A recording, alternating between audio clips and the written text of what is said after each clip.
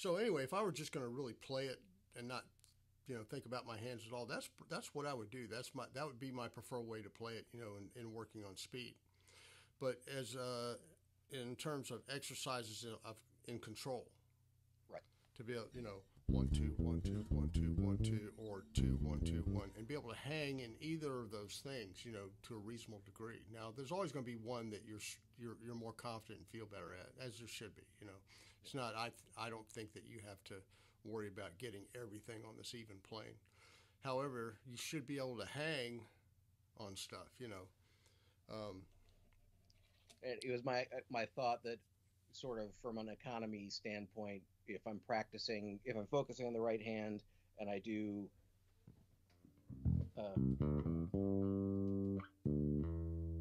and I think it's partially where I end up on the. Well, yeah, that's the way raking should work. Right. It should be, if you're on a string going to the next string down, and I always down in pitch, then I always rake down to it, And it seems the most natural to, and then in this case, it alternates very easily too for. But there's some people who subscribe to alternating on everything. They say that there's a consistency there that you don't have to worry about. And I never really ran into that being a problem with raking, that even though it's not consistent, it's not always one thing, right? Right. I just never ran into a problem with it. But there's some people that, say, no, you need to alternate on everything you do. Nah. Yeah. And I because there are times I go to the ring finger too, just particularly if I'm making a big jump. And it's irregular, but I find myself doing it just sort of or unconsciously rather. Yeah, my right hand. I'm working on 3-finger technique, just for the hell of it. Yeah. I mean, the triplet's easy, but on 16ths you got 1 2 3 2 1. You come back on the 1 every time, or the starting note of whatever finger you start on. Oh.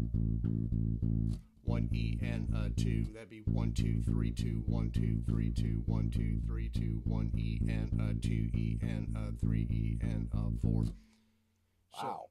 I hadn't gone that far. Wow, that's good. Right. So yeah. 16ths can work cool that way.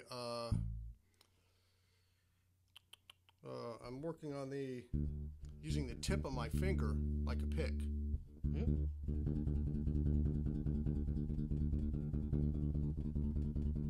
Now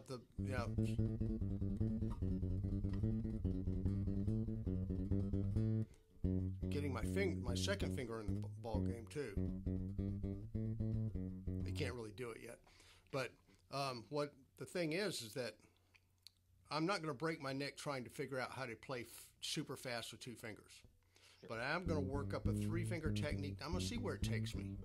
I'm dicking with it, I'm also doing the Damon Erskine, the thumb 1 2, thumb 1 2, sometimes thumb 1 2 3. Which it actually is a permutation of kind of like Victor Wooten's thumb technique without the up thumb part, Although you could stick that in there. It is very much in your slap technique that's your play through. If I went down, pop 1, pop 2, down, pop 1, pop 2, just a lighter version of that. Right. It's a similar type of thing. So I'm investigating that. But one thing I found about that is I have to curl my thumb in a little bit to decrease the surface area of attack so that my thumb will sound like the fingers. Oh. Because the fingers have a smaller surface area attack to the string, therefore has more point to the sound. Whereas if I'm using a wide surface area of the thumb, then it's going to be smoother. Sure. It's different, right? Yeah. So to get that to be the same, I'm just angling the thumb a little bit this way.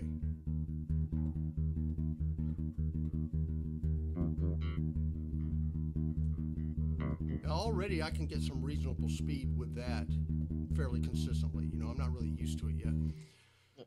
So I'm dicking with that, and then with the I call it the one finger zing, where I go real fast like this. But see, the problem is the math doesn't work out. It's the same issue you run into with the pick, with downstrokes and upstrokes. You know, that you have to come up, if you're alternating exactly, you have to come up over the string for the alternation sequence sometimes, right?